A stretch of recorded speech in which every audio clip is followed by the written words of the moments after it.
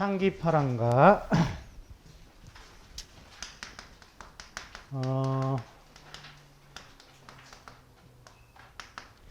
아쉬운 점이 있다면 왜 굳이 수특의 문학을 다 하지 않을 건데 맞잖아요. 왜 굳이 이런 작품을 하지? 그런 면이 너무 아쉬워요. 그러니까 뭐 수능에 도움이 1도 안 되는 이런 과목, 이런 작품들을 왜 하는 건가 좀 고민이 돼요.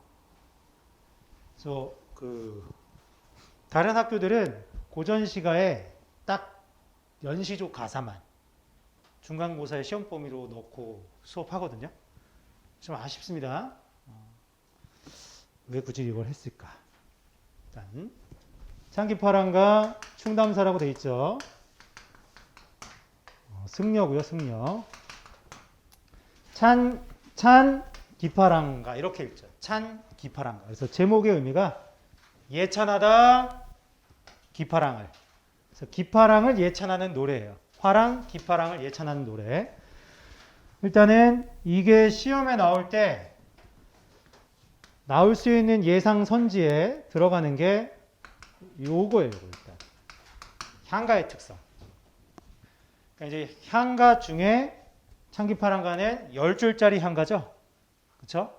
19채 향가로 알려져 있는 향가는 왜 이름이 향가지? 이런 질문 내신에 안 나오는 얘기죠. 그죠? 향찰로 지어진 노래. 그래서 향가. 아니면 시골의 노래. 당나라에 비해서 시골이라는 거예요. 신라가. 이름도 사대적이죠. 그렇게 따지면. 향찰로 지어진 노래라는 뜻이고 이 중에서 이제 가장 발달된 형태가 19채란 말이에요. 근데 요즘 재밌는 건 향가가 4구짜리에서 8구짜리로 그리고 10구짜리로 발전했어요. 이게 너무 재밌는 거야. 어떻게 저렇게 발전하지? 말이 안 돼. 왜냐하면 노래니까 노래는 리듬과 가락이 있잖아요. 가락이. 그럼 4줄짜리의 노래가 8줄짜리가 되는 건 납득할 수 있어요. 똑같은 곡에 가사만 붙이면 되니까. 이해되지?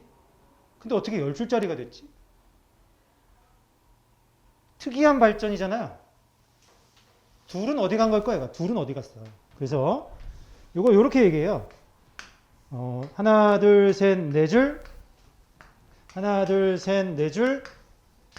하나, 둘 해서 단계가 3단 구성으로 기서결의 3단 구성이다라고 하는데 예상을 하면 여기 요 앞에를 뭐라고 부르죠?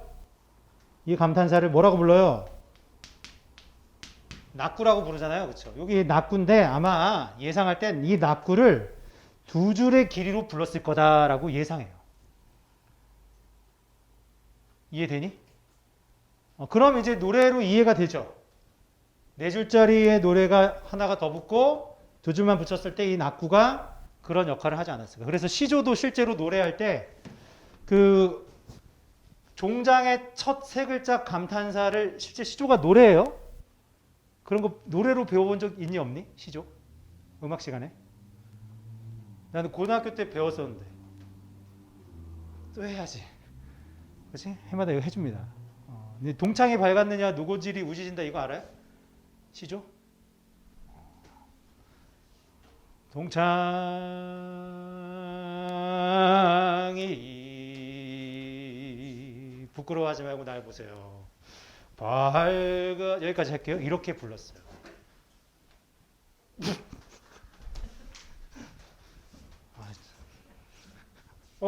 집에 가서 웃으세요.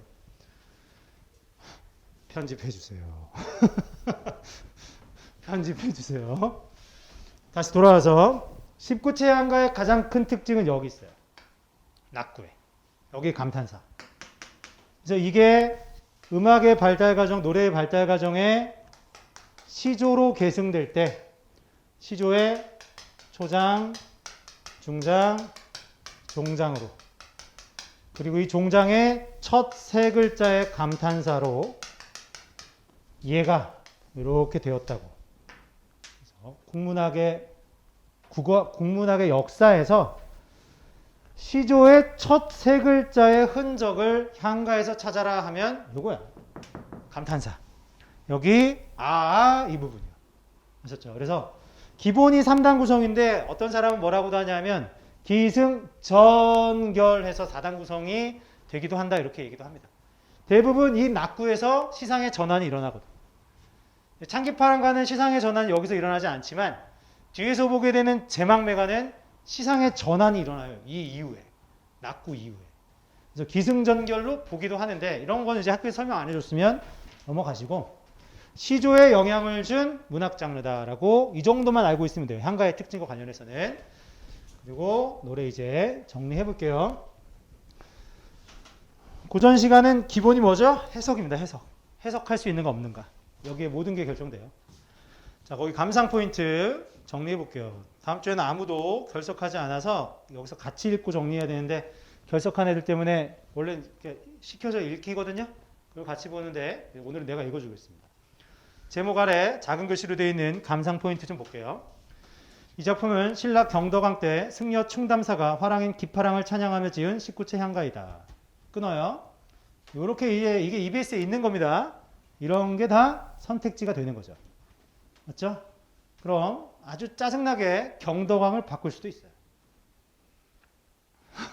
어처구니 없지만. 등급을 가르기 위한 문제 내기를 하면. 여러분들이 이런 것들을 신경 써서 봐줘야겠죠. 지금 내가 이 말을 했기 때문에 여러분은 경덕왕이 안 잊혀질 거예요. 당연하죠. 그럼 제막매가는 무슨 왕 때 지은 노래일까요? 경덕왕 때 지은 노래예요. 제막매가는 승려 월명사가 지은 노래예요. 얘는 승려 충담사가 지은 노래입니다. 달, 물가, 수풀, 잣나무 등의 자연물을 통해 기파랑의 모습과 인품을 형상한다. 그러니까 모습을 형상하고 인품을 형상화해요. 인품이라는 건 눈에 보여요? 안 보여요? 안 보이죠. 그러니까 인품이라는 그 사람의 속성을, 보이지 않는 속성을 자연물을 통해서 형태, 상태가 있게 만든 거야. 야, 걔는 성격이 차가운 냇물과 같아. 이해돼? 걔는 잣나무 가지가 높은 그 모습과 닮아있는 성품이야 이러면 형상화되죠.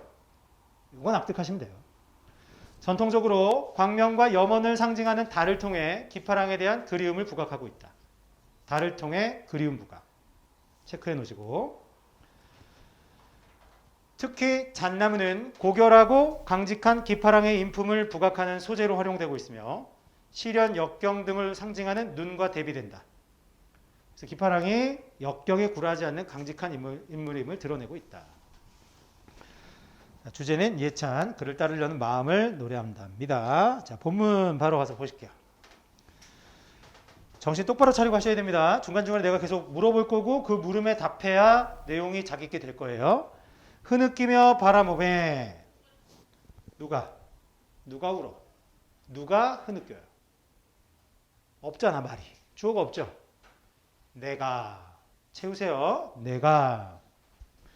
흐느끼며 바라보매.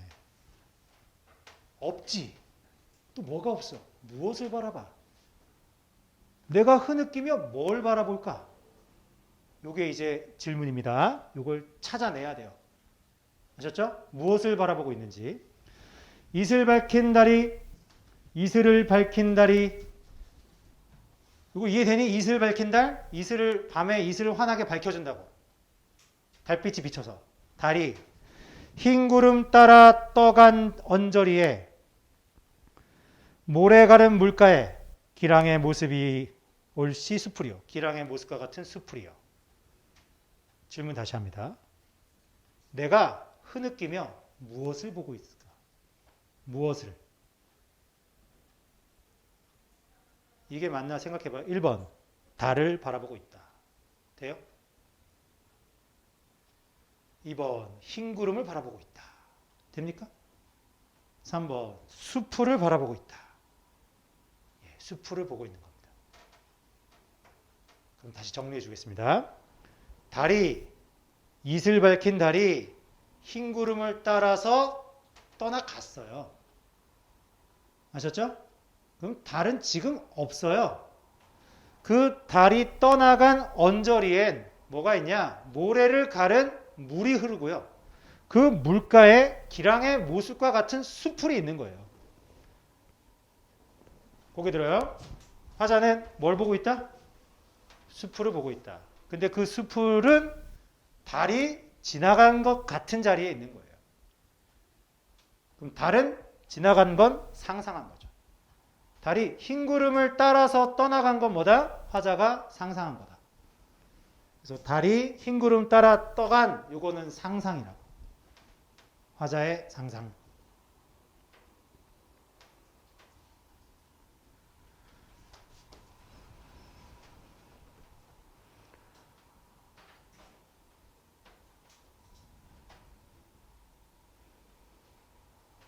다음 가볼게요. 이론의 자갈벌에서 이론의 내는 냇물이죠.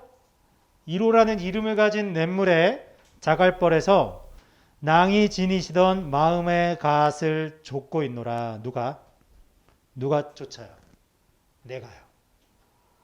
내가 낭의 마음의 끝을 쫓는다고요. 따르겠다고요. 기파랑의 인품, 기파랑의 뜻, 그것을 따르겠다고 말하는 겁니다. 어디에서? 자갈벌에서. 이걸 이제 가지고 막 집요하게 해석하면 자갈벌은 신라의 정치적인 암울한 상황 뭐 이런 것들을 얘기한다고 해요. 자갈밭 했으니까. 근데 이제 그렇게까지는 공부 안 해도 되는데 이건 여러분 학교 필기를 좀 확인해 봐야 될 것 같아. 이렇게 막 디테일하게 했는지 안 했는지 모르겠습니다만.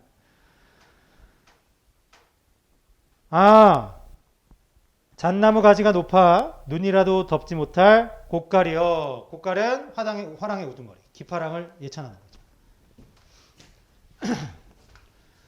뭐뭐여 이렇게 말하는 거 감탄의 어조죠. 그렇죠? 영탄이에요. 뭐뭐이여가 반복돼요. 영탄의 표현법 있고 표현법 정리합니다. 1 영탄 2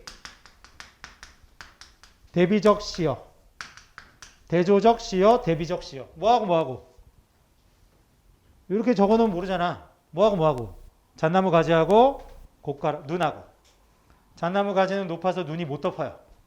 잣나무 가지와 눈이 대비된다. 요거는 사실은 중요하게 다뤄지지 않아. 다른 여타의 시에서는 그게 독백인지 아닌지는 안 중요하고 대화인지가 더 중요하게 나와요. 그죠? 대부분의 시가 독백이니까 대화일 때 더 중요한데 왜 이게 중요하냐 하면 독백적 어조가 왜 중요하지? 이 김한진이 해석하지 않은 양주동이 해석한 창기파랑가 버전은 대화체로 돼 있어요. 그래서 양주동 박사가 해석한 버전과 다른 거야. 그 둘을 비교하는 건 또 흔히 나옵니다. 그래서 독백적 어조다. 대화는 아니다. 다음에 이건 아는 거. 자연물을 통해 상징적 의미를 드러내고 있죠. 그렇죠? 자연물을 통해 상징적 의미를 드러내고 있다. 그다음에 이거 니네 한번 찾아볼 수 있나 한번 해봐. 수평적 이미지, 수직적 이미지가 사용되었다. 수직적 이미지는 어디서 느껴집니까? 달이 지나간 자리에 있는 물가의 수풀이요. 수직적인 이미지 느껴져요? 또 잣나무 가지는 높아서 눈이 못 덮어요. 이런 데서 수직적 이미지 느껴져요. 또 물가에 수풀이 있다라는 이런 표현에서는 또 수평적인 이미지가 나타납니다. 게다가 자갈벌에서 화자가 머물면서 기파랑의 마음의 끝을 쫓고 싶다고 말하는 데서도 수평적 이미지가 나타나죠. 이런 것들 이 정도만 체크하면 될 것 같고 핵심은 이거 영탄, 대비, 독백 그리고 요거까지. 이런 건 이제 뭐 꼭 몰라도 꼭 알아도 꼭 알 필요 없는 것들. 자, 이제 정리된 내용을 가지고 한번 보겠습니다. 33쪽 가보세요. 포인트 1. 기파랑과 관련된 상징적인 시어. 기파랑의 인품 예찬. 달은 높은 곳에 떠 있는 달, 우러보는 존재인 기파랑을 떠올리게 한다.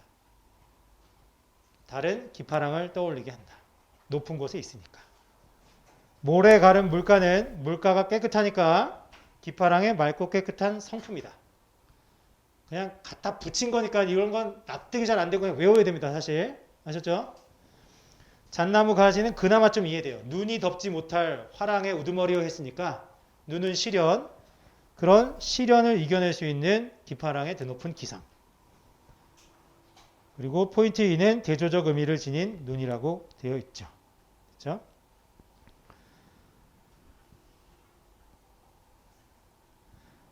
밑에 배경 지식 더 알아보기에 두 번째 거에 해독에 따른 의미 차이 있어요. 해독에 따른 의미 차이. 여기 몇 개만 밑줄 칠게요. 좀 빠르게 읽겠습니다. 이 작품의 시상 전개 방식에 대한 해석은 해독자에 따라 차이를 보인다. 김한진은 밑줄 화자의 독백 형식. 양주동은 화자와 달의 문답 형식. 밑줄 끝. 찬양하는 건 똑같다. 그렇지? 이 정도만 챙기시고 지금 내가 시간을 30초만 줍니다. 30초 동안 뭐 하시냐면 해석해 보세요. 현대어풀이 가리고 해석해서 숨겨진 말들 살려서 해보십시오. 30초만 줄게요. 딱. 자, 됐습니다.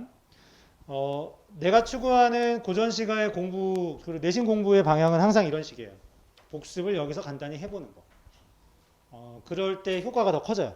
왜냐면 여러분 지금 내가 해석해 준 걸 감상만 했고 보기만 했잖아요. 그러니까 여러분이 뭐 하셔야 돼요? 직접 해보는 과정을 여기서 거치셔야 돼요. 생생할 때. 그래야 온전히 더 잘 있게 됩니다. 뒤로 가셔서 44쪽 보시고 문제 다 풀어오시면 됩니다. 숙제입니다. 문제가 너희들이 좋아할 만큼 많이 있어요. 아셨죠? 한 43문제 이렇게 있는데 이것도 부족하다 이러면 더 달라고 요청하면 누르면 나옵니다. 요청만 미리 하세요. 근데 개인적으로는 문제를 많이 푸는 걸 권하진 않아요. 특별하게 효과가 있진 않으니까 사실은. 제망매가 월명사 제망매가 제망매 이렇게 있죠. 그래서 망매는 죽은 누이를 말하고요. 죽은 누이. 제는 제사 지내다 이런 뜻이라서 제사 지내다.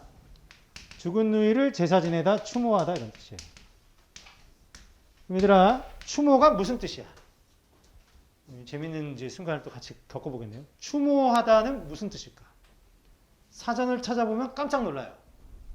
추모하다는 그리워하다는 겁니다. 아셨죠? 추모하다를 사전에 찾으면 그리움이라고 나와요. 그리워하다. 죽은 누이를 그리워하며 부른 노래 됐지? 죽은 누이를 추모하는 노래, 그리워하는 노래. 추모는 그리워하는 걸 말합니다. 자, 감상 포인트 읽어볼게요. 형광펜 같은 거 들고 칠하라고 할 때 잘 칠하시고 내가 멈춰서 설명하는 것들은 다 중요하게 선택지에 나올 수 있는 말들입니다. 시작할게요.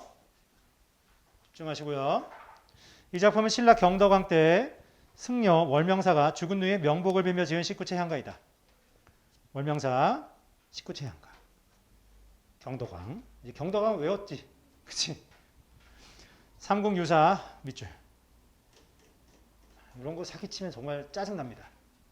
삼국유사의 기록에 따르면 월명사가 제를 올리며 이 노래를 불렀더니 갑자기 회오리의 바람이 불어 지전이 서쪽으로 날아갔다고 한다. 이 배경설화에 대해서 막 설명을 많이 들었나요? 아니면 안 들었나요? 학교에서. 거의 안 들었어요? 배경설화 설명해 줬어요?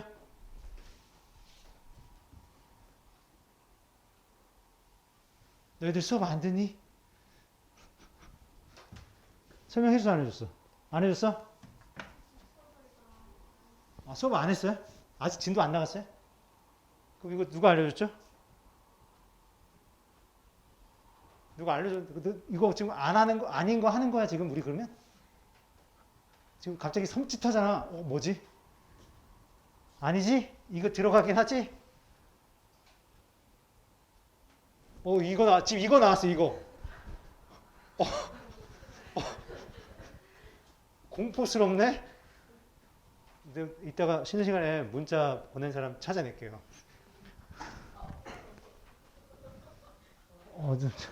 무서워요 지금 나 지금.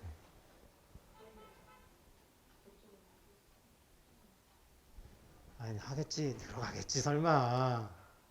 그럼 아까부터 내가 말한 거 완전 다 이상한 거잖아. 학교 선생님은 왜 이런 걸 선택해갖고 진도 나가냐고 내가 뭐라고 했는데 알고 보니까 아니었으니까. 다이나 미안해. 자 시작할게요.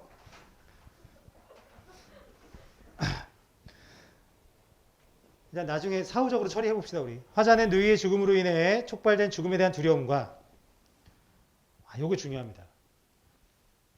화자는 두려움과 화자는 이별한 혈육에 대한 안타까움을 표출하고 있어요. 화자는 누이의 죽음에 대한 두려움, 화자는 이별한 혈육에 대한 안타까움을 표출하고 있어요. 내가 왜 이걸 여러 번 읽는지 이따가 한번 보여줄게요. 누이의 죽음을 가을바람에 떨어진 잎에 비유했고요. 표현입니다. 표현. 누이의 죽음을 가을바람에 떨어진 잎에 비유함으로써 밑줄 치십시오. 삶에 대한 무상감을 드러내고 있다. 삶에 대한 무상감. 허망하다. 허무하다. 살아 뭐하나. 인생이라는 게 참 허망하구나. 이런 걸 느끼고 있어요. 하지만 미타찰에서 다시 만날 것을 염원을 드러내며 시상을 존경함으로써 누이의 죽음으로 인해 유발된 안타까움과 무상감을 종교적 승화 밑줄 치고요. 종교적으로 승화하고 있다. 누이가 죽었고 다시 만날 길이 없다고 생각하면 참 낙담하지만 다시 만날 거라 생각하고 이겨내고 있다는 얘기예요. 종교적으로. 시 정리합니다. 생사길은 예에 있음에 머뭇거리고 예. 이승이에요. 이승. 여기에라는 이승이에요. 여기에 있음에 머뭇거리고 있어요. 자, 중요한 거 이 머뭇거리고의 주체가 누구냐 이거죠. 누가 머뭇거리냐. 니네 의견을 좀 얘기해봐봐. 삶과 죽음의 길은, 갈림길은 이승에 있으면 머뭇거리게 된다고 했어요. 삶과 죽음의 갈림길 앞에서는 머뭇거리게 된다고. 누가?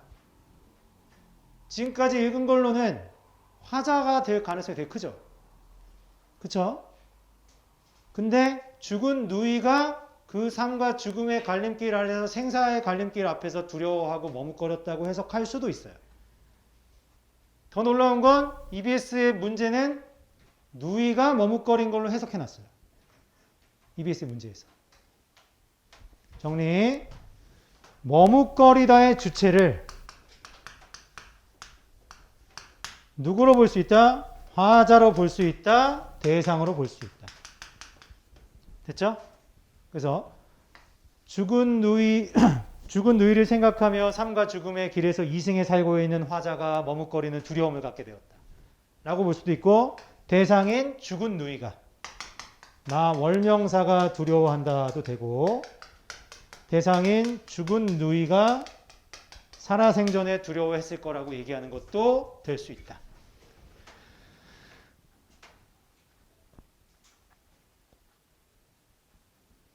나는 간다는 말도 못다 이러고 어찌 갑니까? 요 세 번째 줄에 나는 죽은 누이라고 써있죠?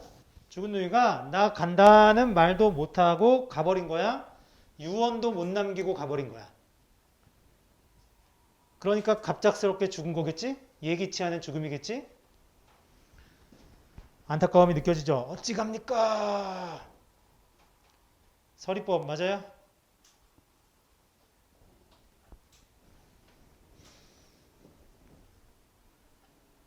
다음 네 줄 봅니다. 어느 가을 이른 바람에 여기저기 떨어질 잎처럼 한 가지에 나고 가는 곳조차 모르는구나. 했어요. 가을.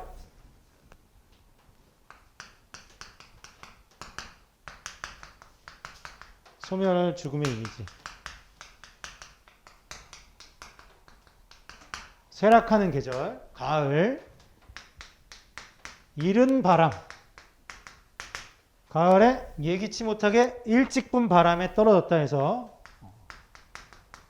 일찍 죽은 걸 요절이라고 하죠. 누이의 요절. 이른 바람에 여기저기 이해저해 떨어질 잎이니까 잎은 누구를 의미해? 누이를 의미해. 죽은 누이. 그 떨어질 잎 옆에다가 써놓으세요. 하강적 이미지라고. 하강적 이미지.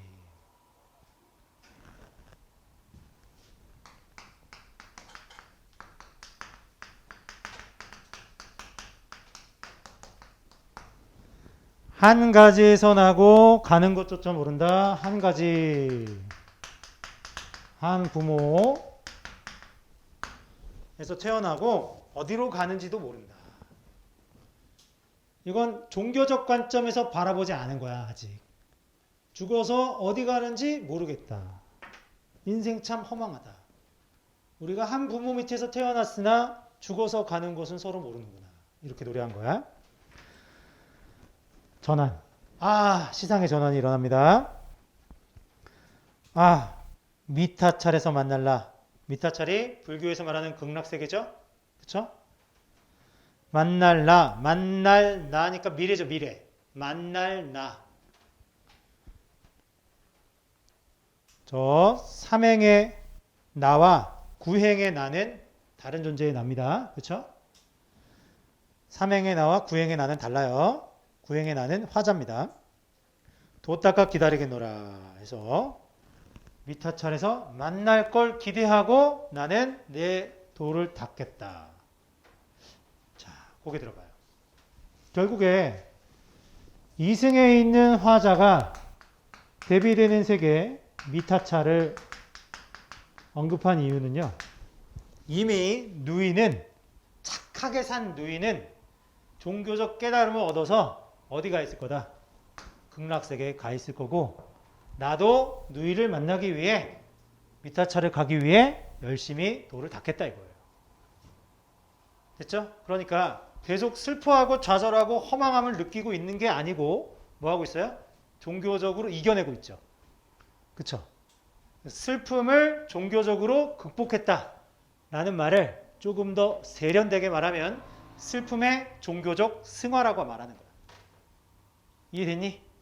승화라는 말을 어렵게 생각하지 말고 극복했다라는 말로 해석하면 훨씬 더 수월할 거예요. 슬픔의 종교적 승화. 슬픔을 종교적으로 극복했다. 미타찰에서 만날 나 했습니다. 그래서 이거 미래. 이게 현실이죠. 현실에서는 죽음을 앞에 두고 두려움에 떨고 있고 무상감을 느껴요. 미타찰인 이 미래를 생각하면요. 만날 수 있어. 라고 노래한 거죠. 그쵸? 이승에서의 죽음, 미타찰에서의 만남 이런 걸 노래한 겁니다. 그래서 여기는 죽음을 노래하고 이별의 공간으로 그려지고 미타찰은 만남의 공간으로 그려집니다. 이런 의미에서 공간의 대비도 나타난다고 볼 수 있습니다.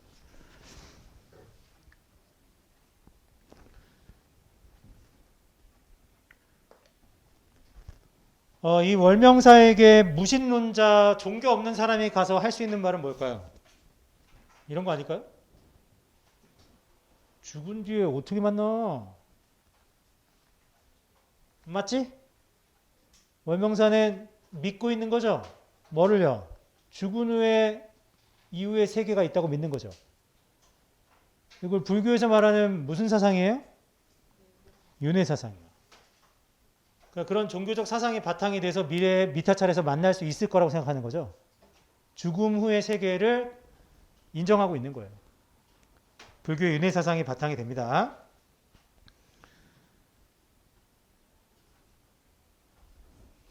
표현상의 특징 정리할게요. 공간의 대비, 예하고 미타찰하고 공간의 대비야.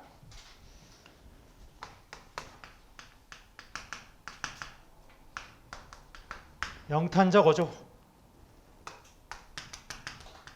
서리법, 비유적 표현. 여기 떨어질 잎처럼 가을 이른바 가을 이건 상징. 가을 저런 건 상징적 시어. 그다음에 감탄사 사용해서 시상의 전환이 일어나죠. 감탄사 화살표 시상의 전환.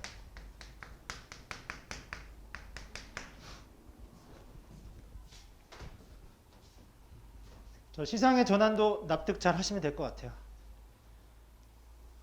앞부분에서 슬퍼하고 슬픔이 심화돼서 인생의 무상함을 느끼다가 우린 만날 수 있어. 열심히 도 닦을 거야. 이렇게 의지를 드러내는 것으로 시상의 전환이 일어나죠. 그래서 정리해봤고 가서 다 정리한 거야. 다 정리했고 새로울 건 없을 것 같아요. 자, 아까 말한 그거 좀 볼게요. 자, 아까 말한 게 뭐냐면 46쪽에 2번 문제 잠깐 보시고요.